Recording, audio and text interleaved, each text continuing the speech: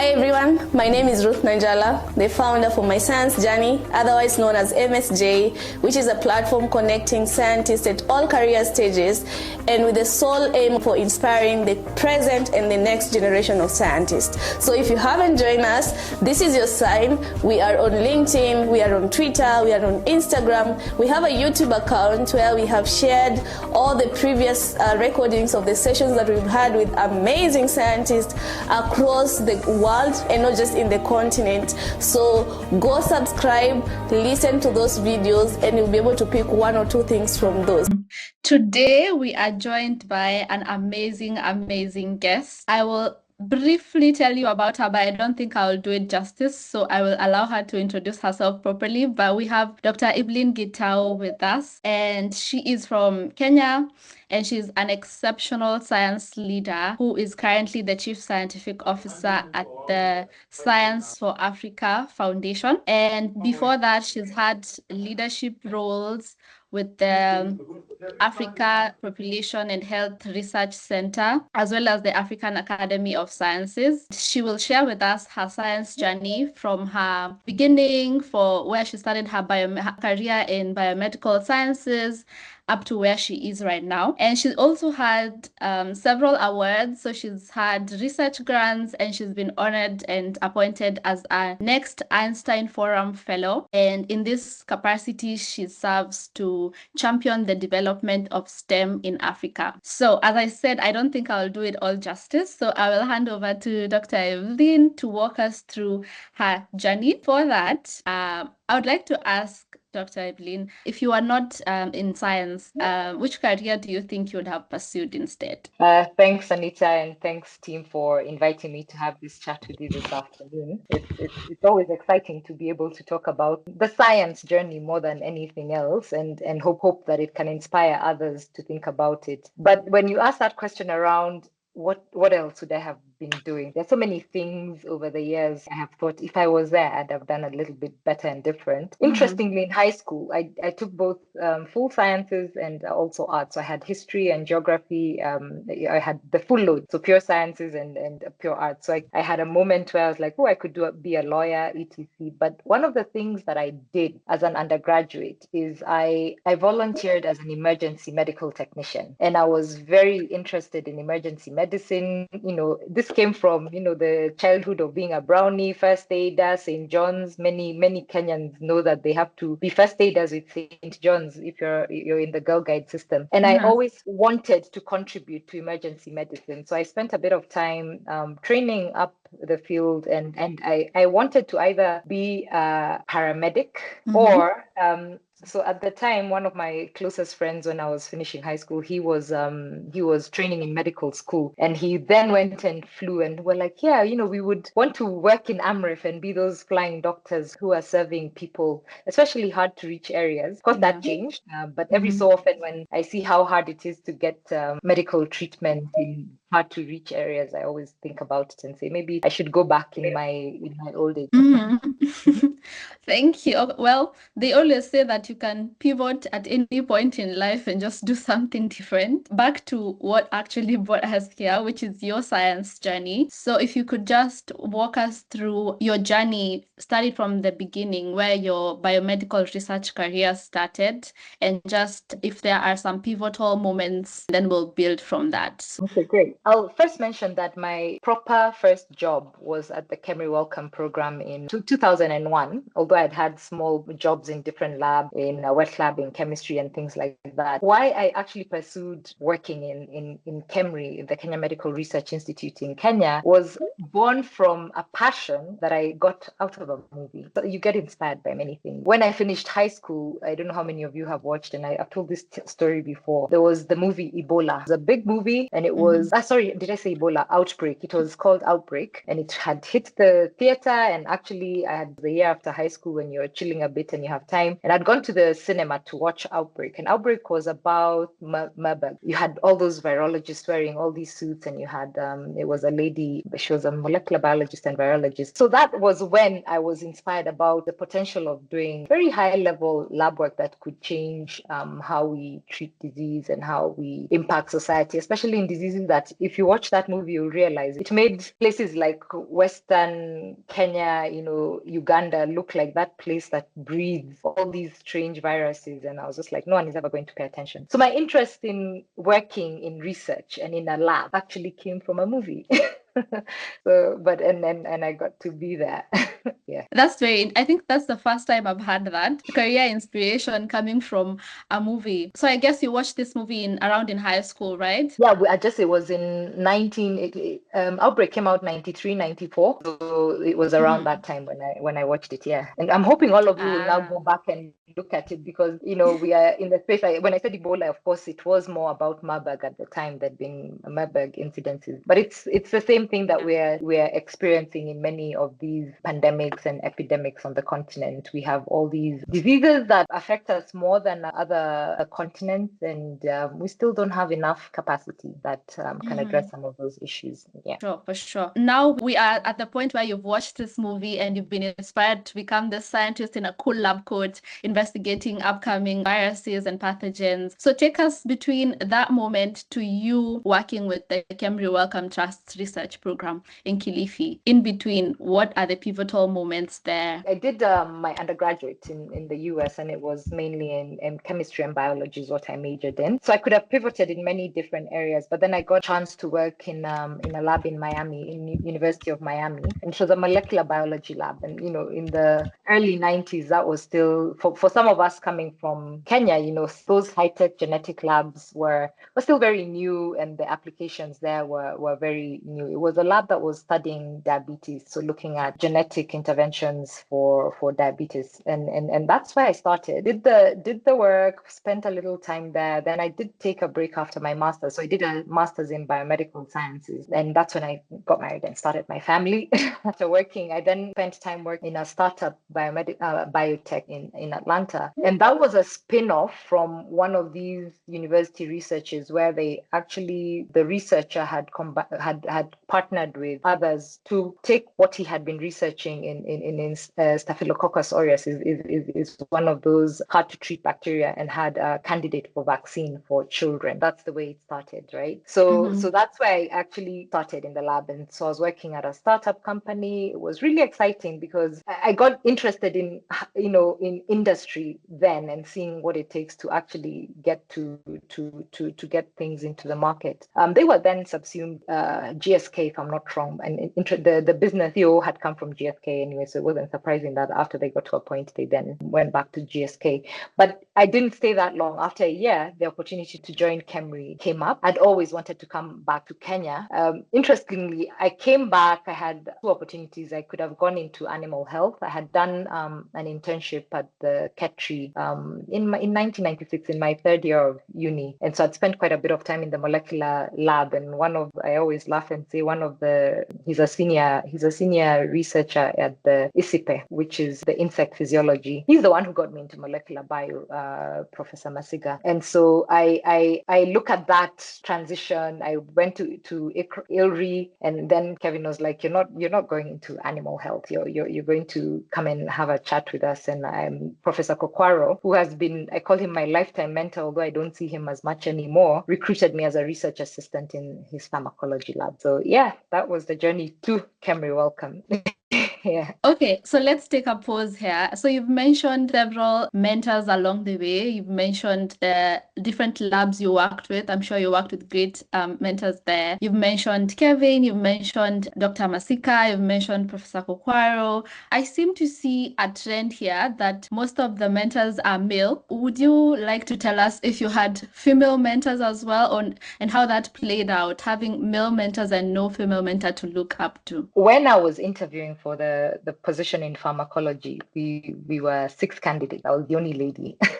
And I'll never forget one candidate saying, "Oh, you're coming to interview for this position. You look like a banker." And I was just like, I don't know what you mean. I was young, and I was like, whatever a banker looks like, this is where I am to interview for this position. In 97, 98, leading up to 2000, and I started in 2001, there weren't very many female researchers working in this space. We had a few, and those few were not necessarily working in the organizations that I was working in. So in terms of mentorship, I always attribute the fact that I was a beneficiary of male allyship. because if I didn't have these gentlemen who felt strongly that women should become part of the research ecosystem, because trust me, even at that time, there was a lot of backlash. For women, it was hard to stay and sustain a career in research, especially when you're that age, mid-20s, you're young, you're married and a mom, etc. It needs special support. The leadership then was all male. I sometimes shudder to think, I think if any of you Google Kemri, I'm not sure it has changed balance as much as we would like it to. But on the other hand, we have a lot of great researchers who have come out of the pipeline there. But we totally appreciate and recognize the allyship that we got and the support that we got from our early mentors who are, because of this system, happen to be all men here. Okay, true. I appreciate how you've acknowledged the gap that was existing, but also that there were male mentors who were male allies. So they were cognizant of the gap, but they were also encouraging female researchers into the field. And would you say that it has always been that smooth for you? Like you've always been welcomed into this quote unquote boys club of science? Okay, I can't. It would be unfair for me to say it has been. I've had moments where it's been very, very difficult and where the ceiling has existed, because I guess if you look at the time we were coming in, there was a really big push to see if you could sustain women. So we were lucky because we were coming in a period where there was a mindset shift. There was an intentional promotion of women in science. But that said, it wasn't enough. There was still a lot of gaps, and I'll talk about things like being positively supervised as a woman, especially a young mother, and being able to balance work as well as life at that age is really difficult. So the system at the time can talk so many things about how harsh the system was for me at that time. For me, the biggest difficulty was and continues to be, although has gotten easier over time, and you'll see some of the programs that we have been working on, is to support women through like their PhDs and their training, their postdocs, when they have young children. I remember the first time I went for a meeting. My son, by the time I started my PhD, my son was 2. I had to leave Kenya to go for a meeting, and it was, for me, really disturbing. And when we went, I found other PhDs and postdocs who were beneficiaries of a different system and a different ecosystem that allowed them to travel with their children. But for us, that wasn't something that we considered. So when I left to go to Liverpool, I did my PhD in Liverpool. I was lucky to get sponsorship from my employer, the institution, and welcome. However, I was being given a very small stipend. And remember, Kemri in 2001, the government salaries were like very small. So then you're told you're only going to get a percentage of your salary. I was heading to Liverpool with very little money. And I remember my mom and my aunt telling me, oh, just leave the baby. Others have. And I couldn't imagine, going to be in the UK without my son. I prepared and started preparing. And then Professor Kokwaro, who was my supervisor, he was the one supervising my work, my line manager, and he was my PhD supervisor. He was like, you know what? I don't think it's right. I don't think mothers should have to sacrifice time with their children. We will find a way. But he's sending me with very little money, but he's like, you just carry your baby and we'll see what will work. Because in his opinion, he said, I will be back within 2 weeks, or he'll come to Liverpool and find me so depressed. And he'd seen it happen where some mothers just couldn't cope. And he was like, because I seem to be one of those. So here I was, I packed my bags, got to the UK with this 2-year, he was 2 years and 3 months at the time, with a very small stipend that could barely cover daycare. So that was interesting, because you're balancing a small, tight budget. You've got to pay for daycare. You're a foreigner. But again, my supervisor in Liverpool, Steve Ward, was also one of those, we were many PhD students from Thailand, from Uganda. We were all young parents. So we had young children. So we kind of supported each other. I will not underscore the point that, you're living on a shoestring. I dropped my son in daycare, and then the 80 cents for bus was just too much. So in the cold of winter, I would just walk. It would be like 2 kilometers, and say, you know what, it's okay. So as long as I was with him, I would take the bus. but I would say because that ATP was the difference between a loaf of bread and me getting the exercise that I needed anyway. So, but then things happen.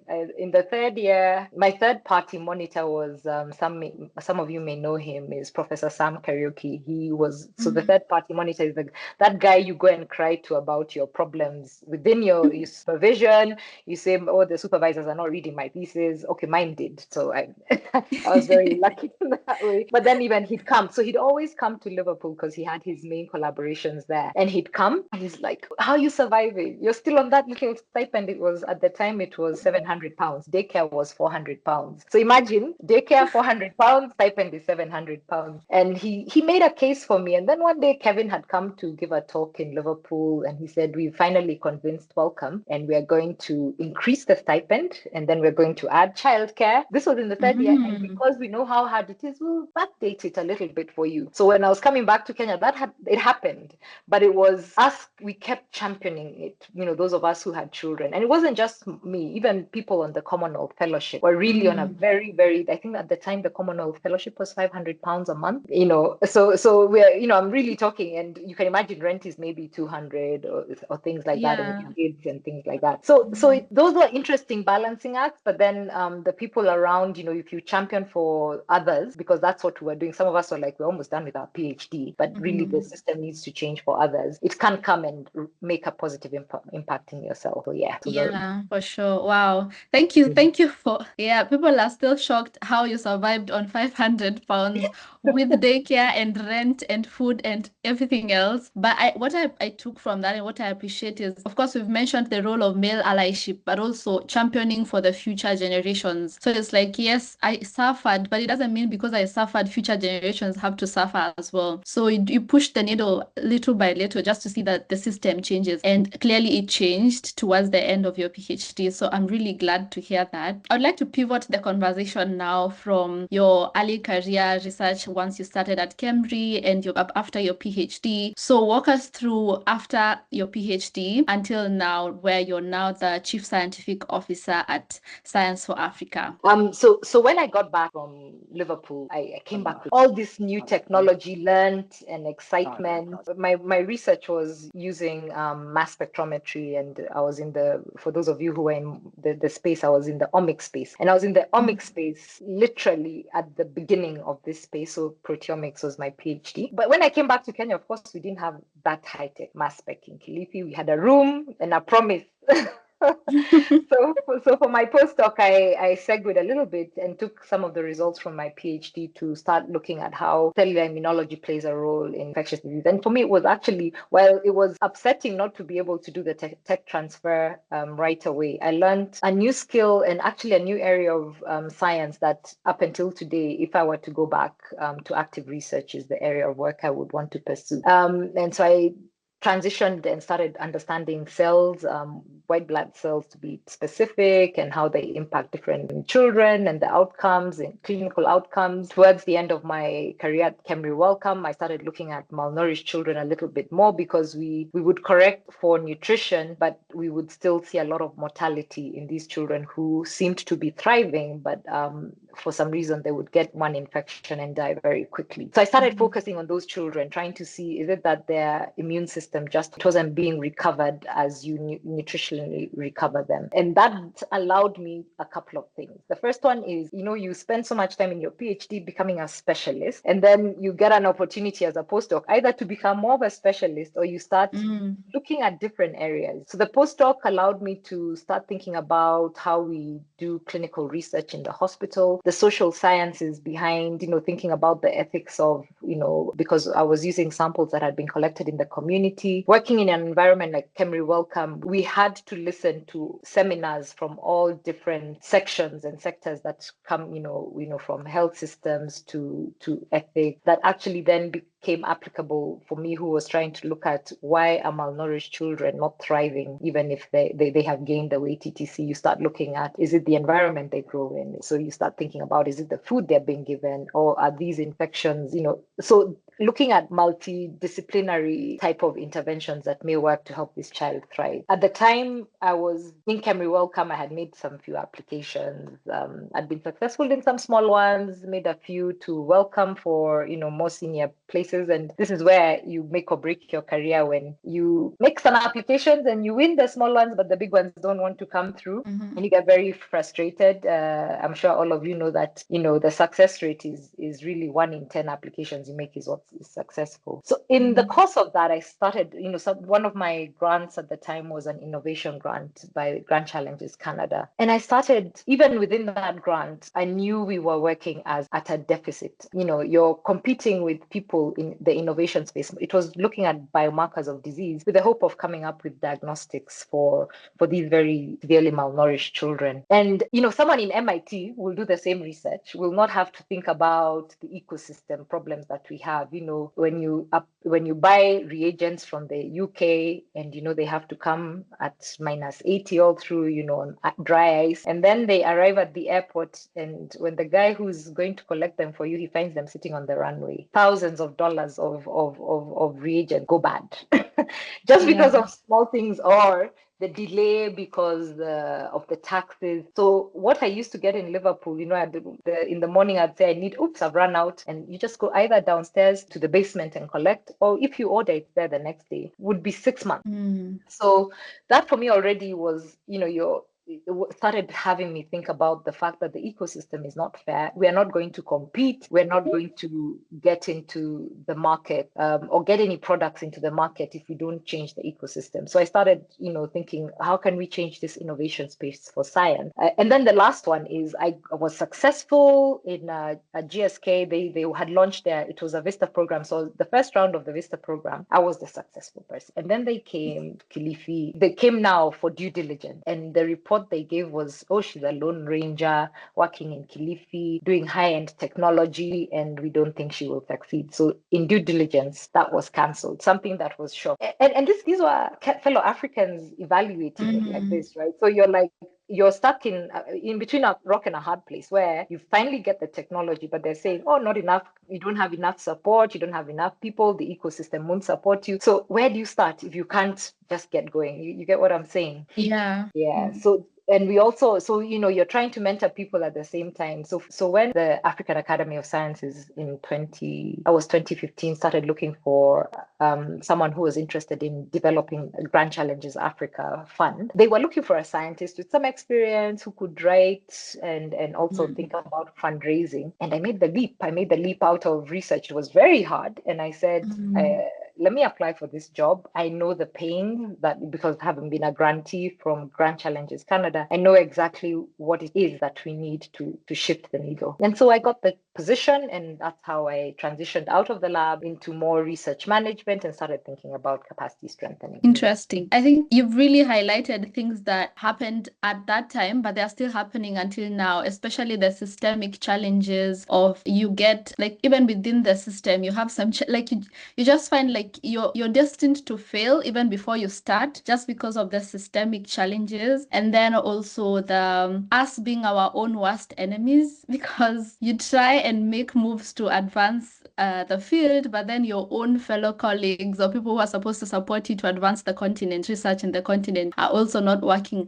to support you in that. But then with this lived experiences, knowing that these are the challenges that are in the system, that motivated you to pivot now into, maybe on this other end, on the other side, I can work to advance this gap. So walk us through that. So once you joined the African Academy of Sciences, how was that experience switching from purely academic research, academia research, into now more management roles and actually like trying to make those changes you envisioned should be made in the system? So I came with the enthusiasm of the fact that there was an opportunity in that funders like the Gates Foundation were starting to recognize that more needs to be done, that we need to shift the agenda from Seattle to more on the continent. So it was an exciting time, because that narrative of shift the agenda to to Africa was actually building up at that time. So nice window. So I had to build a fund without, you have experience writing proposals as a researcher, right? And you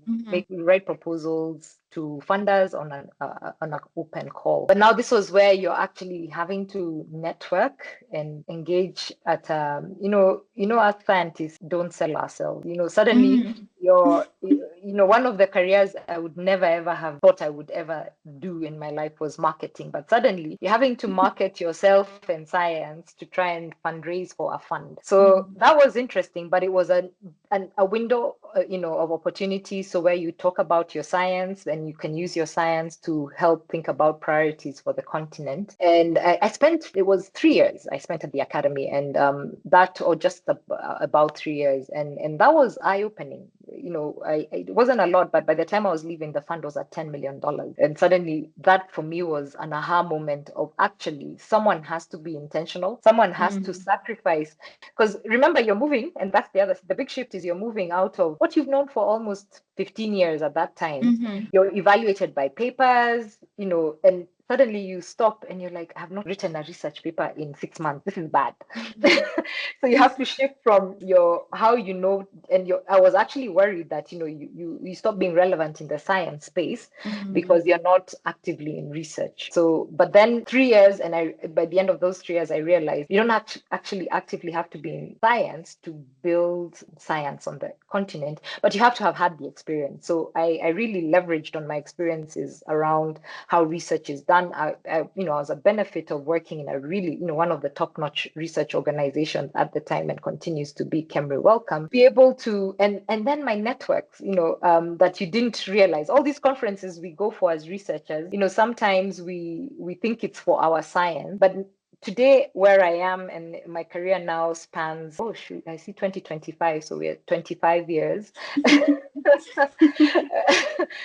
I can pick up a phone and actually convene people who are sitting at very high levels, because we walk the journey of meeting at conferences, presenting at conferences. People reach out to you based on work that you did many, many years ago. It's really exciting that today I can call a director sitting in Imperial, someone else sitting in Harvard. I can pick up the phone. I've been that 3-year experience, the first 3-year experience out of research, exposed me to senior leadership more than it did as a researcher, and brought me out. So you suddenly find yourself sitting on a dinner table with the CEO of Wellcome, and you're like, it's this guy. These are the guys who did not give me the last grant I applied for. Here I am. Let me sip and let's chat about the kind of work we're doing, commonly. And so it takes a different type of engagement as a scientist, but you do need your background as a scientist to be able to sell science. So I think that for me is really where I have gone and the transition I have made. So that's me at the academy. But I was always, if you go back to my journey of mentorship, is also giving back as mentoring. So when I left Kilifi, I was a mentor for the PhD program at the time, and I stayed there doing that for almost 5 years. So I mentored a few PhD students. The capacity strengthening is of people. I'm very passionate about people. I think if we do not build the talent, we're not going to get where we are, and the ecosystem around them needs to thrive. So when APHRC came knocking on the door and said, would you like to come and help us think through our capacity strengthening? I said, it's what I do, but not it pulled me out of the innovation space a little bit, but it was so rewarding, because suddenly you're engaging with even more fellows doing research across the continent in different universities. One of the flagship programs at the African Population and Health Research Center works in 8 different universities on the continent, not just in Kenya. So suddenly you're talking to people, researchers who are working in Nigeria, who are working in Uganda, in Malawi, and it's building capacity. It also allows you to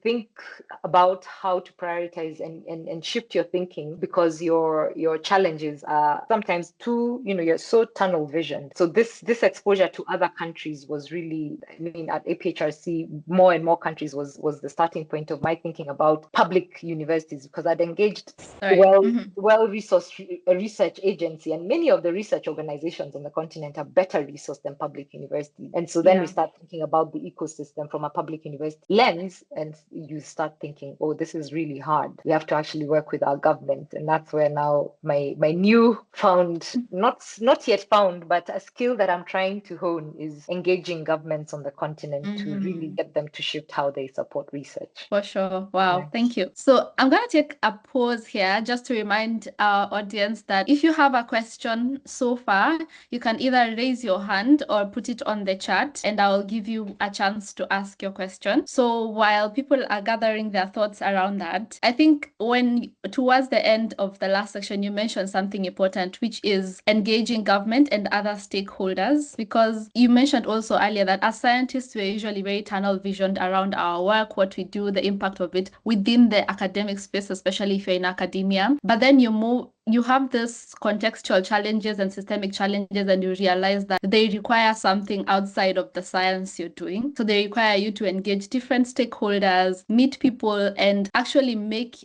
the science make sense to them in a language they understand, just so that they can help improve that ecosystem. And I'm just wondering, with your background as a scientist, you've already mentioned the value it adds to the work, but how do you then meet with people and show them the value? Because sometimes government always says, speak the language of government if you want them to help you. So how would you say that has been, the act of speaking the language of government to get support for the work? As I said, it's a skill we're trying to hone, and I say we, myself and many others, because there are things that we as scientists, we are very good at complaining about the resources that we're given are not enough. And it's very easy for governments to take away the little they give us because we do not actually tell them, this is the little you gave us, this is what you did. Whether you are a Christian or not, I'm sure you've heard the story of the talents, right? and in the talents, that's in the story there, the parable was the one who had 10, he went and he made them to 100, right? But the guy who was given one was like, you gave me so little, so I hid it under the bed and I kept it safe, and here it is, I'm bringing it back to you. And you know what happened? The guy with one, it was taken from him and given to the guy who had taken his 10 and built upon it. So as researchers, I think one of the things we have to start doing is we need to change how we approach government about even what they have given us. So we need to first, yes, it's not enough, but can we show them the impact of the little that they've given us, rather than telling them, because you've given us nothing, we have done nothing. Because we've done a lot with the little that the government has given us. The fact is, we have to start the language to convince. In Kenya, we have a lot of Kenyanese, but the violence that politicians want to hear is that violence of impact of, people. I remember when I was writing the grant to Grand Challenges Canada, and when we've been monitoring grant, one thing I've sat on the advisory for Grand Challenges Canada for many years, and then I stepped away. But one thing they because they were also funded by their government, is they had to try and quantify how many lives are saved. Even in the lab, when you think you're doing basic research where you're just looking at your parasites on a plate, etc., they want you to translate that to potentially how many lives could you save. So first, that's the thing. What does impact look like, and what's a pathway to impact? Telling people we have trained 10 PhDs is well and good, but telling people that you have trained 10 PhDs, and as a result of those PhDs, we now have a new diagnostic that will be able to help us screen antimicrobial resistance. That is how we have to start telling our narrative.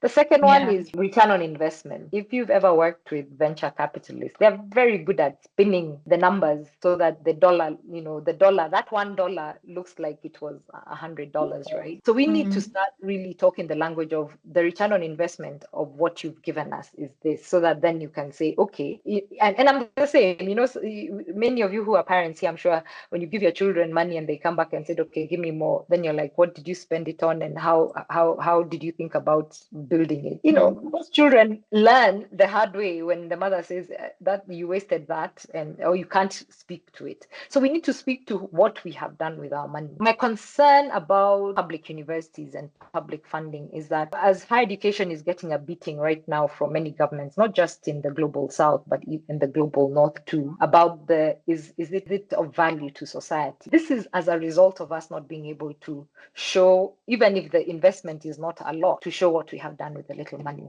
So one of the things I've been thinking about is how do we start training researchers to say, you give me $1, I raised 100, and from that we now have a new technology or we have a product. When governments are focusing on manufacturing, they're manufacturing and they're unapologetically saying they're going to fill and finish things that are coming from global north, right? So we are not there telling them, but hang on, please, this is a product that is homegrown that needs just a bit of investment for testing so that then it can be a product that you can fill and finish. No, none of us are demonstrating that. We're just saying give us more research money, but not giving the potential. So we need to improve how we tell our story. And so for me, in terms of building our capacity as well as building policymakers, engagement with policymakers, policy actors, financiers, getting treasury into the conversation at the beginning, not necessarily at the end. Selling them the potential is really important. Thank you for that. I think we always have this mentality of take, but then it's like, what do you have to offer before you ask for something in return? We have a question from Abdul Razak.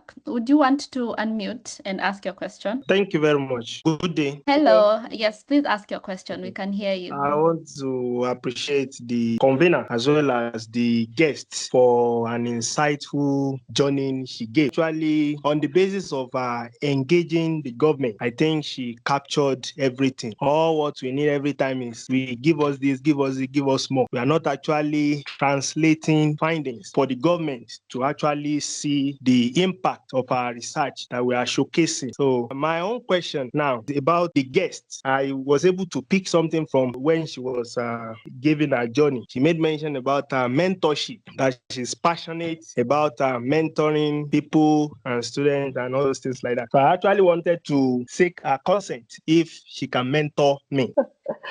Yeah, I mean, I can say yes without knowing what it is and who you are, but maybe it gives me an opportunity in terms of my response to tell you a little bit about how to seek effective mentorship, right?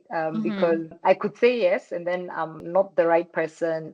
Neither am I in the right space scientifically. But one thing I always tell people I do when I go for, and even at this age, is I don't think, I have the benefit of saying Professor Kokwaro is my lifelong mentor. But and I've been lucky that I've had him, I've had people like Kevin there who I can constantly come back to. But there are reasons why I have other people over my journey who have mentored me through different spaces. So I'm constantly shopping around for mentors because in every season, there's something that you need someone to hold your hand, and you cannot find everything in one person. So that's the first point I want to remind people. The second thing I want to remind people is that when you want to approach someone like me, I'm sure you've done your research, you know that I probably have similar science background, but it's always good to engage with them to see whether they have the time.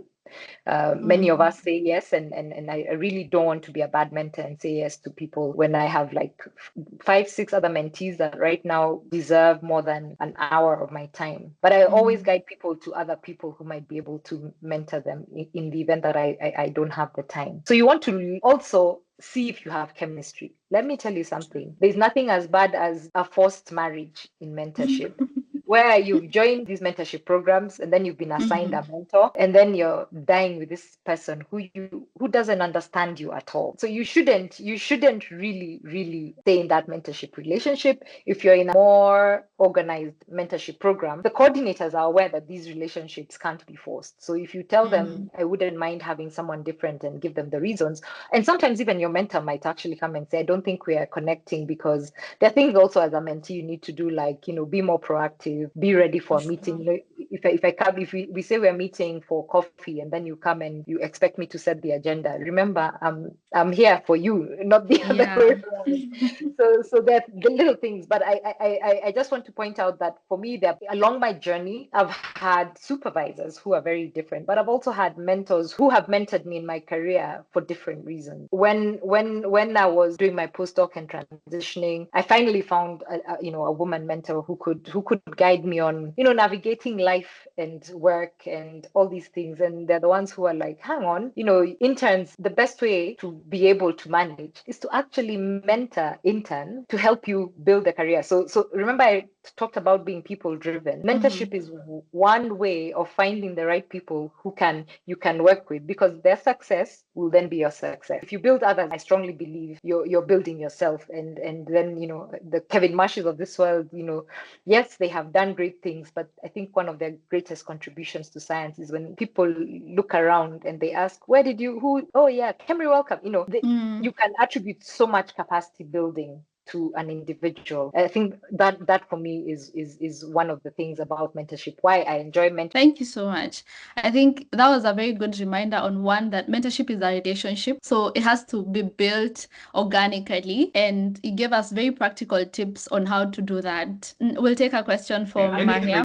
Thank you, Dr. Evelyn Gitau. My name is Mariam. I'm part of the MSJ team. I've only read about you, but I have the honors of seeing you. I've written down a couple of questions, so I don't know how to do it. Should I just ask one or ask them all? I don't know. Maybe ask them all, because I'm aware of time. If you can see what I can answer within the time. Yeah, that's fine. One of them is, you've talked about leveraging on your skills and experiences, and then having intentionality. And I wondered whether there could be some more things that you could share with us today, or things that could be important for early career researchers to integrate, or that could be helpful on their journeys up there. Then two, you've talked about mentorship as a way of strengthening capacity. And I wondered, because I think the problem we have in Africa is also retaining African scientists on the continent. What could be some of the other ways that capacity can be strengthened, especially as it pertains to science or research in Africa? And then the third one is, I don't know if this comes into the second, but how are we also motivating African scientists to actually stay on the continent to do these groundbreaking discoveries? So for your journey in science, you talked about the due diligence that was carried out by how you explained it to us. I got this question, like, would you have wanted it to be different? Like, would you wish it was different because they didn't pass you and they were Africans and you are African? And do you think such is also still a hindrance when it comes to science progress in Africa? Then as a mother, and you're surviving on 500, whatever that currency was, did you seek out other jobs to supplement on that? What would be that advice you give to, because I know many of the PhDs, Africans especially, who struggle to, make amends or ends meet, especially with the low PhD stipends and everything. What would be your advice on that? Thank you. So it's a mix of big picture and a mix of, I think, one-on-one responses. So I'll very quickly address two things: the skills and intentionality. Right? There are very many skills, soft skills we call them now. People need to be able to convince others to give them money. If your writing is very technical, sometimes it doesn't convince the layman who is evaluating your proposal. Right? So you should never get tired of learning. I always say, if a year ends and I haven't done a course in something that would help me write better, or even sometimes communication, or a simple thing like writing better email, there's so many things that can improve how you work, that you should always be intentionally trying to improve yourself. If it's a leadership course that you need to take because you're aspiring to take a leadership position in the next 3 to 5 years, I encourage you to think about that. So be intentional about your own career. And in that intentionality, look at and identify. If you meet someone who can, I remember my very first presentation during my PhD was so technical, I got no question, right? And that means no one understood anything in the audience. And one of my mentors said to me, you've got to not dummy it down, but you've got to learn how to speak complicated science in a simple way. That takes work, it takes practice, and you actually have to prepare. It's not natural to most scientists. Now, in terms of retaining capacity, we can't shy away from the fact that money is one of the biggest drivers of brain drain on the continent. If we cannot pay people will leave. I think today in Kenya, was it today or yesterday, there was a report around the fact that Kenya is now currently one of the highest countries in terms of brain drain again. So that means our economy is not supporting technical staff, etc. So we need to retaining people, unfortunately, is all about money. So we need to fundraise, we need to build the ecosystem. We need to make sure the ecosystem is well resourced, not just in money, but in, if I'm a bench scientist, I want to be able to get my upgraded microscopes, technology. If you're in the digital space. You want to be able to access cloud services without too much bureaucracy and things like that. So I also want to talk about, you've given that example, the question you had when I talked about the due diligence that happened. Science for Africa Foundation, one of the things we do is on due diligence. And if you Google, there are some publications, especially my colleague who leads the finance team, where we go and do the due diligence, but not with the frame of mind of we're not going to fund you, but trying to, we find that, for example, you have very weak systems in being able to handle money and things like that, is then for us as Science for Africa Foundation is to identify ways we can support weaker organizations so that they can become strong. So we use the hub and spoke model quite a bit, where we have a big university like Makerere, WITS, etc., working with smaller universities. Success for the big university is that the small university in 5 to 10 years can be the host and become the hub. So those are the types of things that I think can happen. So our due diligence, you remember I talked about 10 years ago, we started talking about the shifting the agenda, is even for, and all the diversity, equity, and inclusivity conversations happening with funders, global funders, is that if we cannot support weak systems to become stronger, then we are perpetuating the problem constantly. So for us as Science for Africa Foundation, that's key. We were talking yesterday with some researchers. One of them was Francophone research, and he was saying his first round, he struggled to write in English, but someone encouraged him and said that actually for SFA Foundation, the idea is the biggest thing. We'll deal with it as long as it can be understood. He didn't pass the first round, but then in the second round, he went and took on the reviewers' comments and worked with someone and actually found the courage to submit and was successful in the second round. So those are the things. I feel bad when I hear that, because for us on the African continent, we should be aware that the idea is the most important thing. A good scientist may not necessarily write English in the Englishman's way, but then we shouldn't be behaving like global partners in terms of due diligence, but finding capacity strengthening ways to make sure that the ecosystem can change to support everyone. Thank you so much. I think we are running out of time. We have several questions in the pipeline, but we've run out of time. We're actually 1 minute past the hour. But I'd like to remind our audience that we have a WhatsApp community where we can continue having these conversations. I think Ruth had shared the link earlier on the chat, and she can do that as well. And there are platforms like LinkedIn. So in case you need to reach out to someone, you don't need to reach out to them personally, but like a platform like LinkedIn is great to start a conversation, and then the conversation grows organically from there. So if you really have pressing questions, I'm sure, Evelyn, they can reach out to you on LinkedIn and you can slot time to see how that will go. Thank you so much for your time, Dr. Gitau, and for your valuable insights. Really, this conversation needed more than an hour, but an hour is all we had. I'll leave you to say a few words to conclude. Great. I appreciate the team. This has been exciting. Please send me any questions, and please, as Ruth, Anita has said, LinkedIn, I do respond to my LinkedIn, and let's have a conversation. Let's chat. If I can't respond to you directly, we have so many colleagues at the Science for Africa Foundation who can do the same, and other people who I've worked with and we collaborate with across the continent who would be willing and interested to support young researchers. So I want to part with that, with the reassurance that there are more women who can now mentor people, and be where many of us are happy and always waiting and ready to respond as much as to the best of our ability. And with that, I'm gonna say bye-bye for now. Till next time.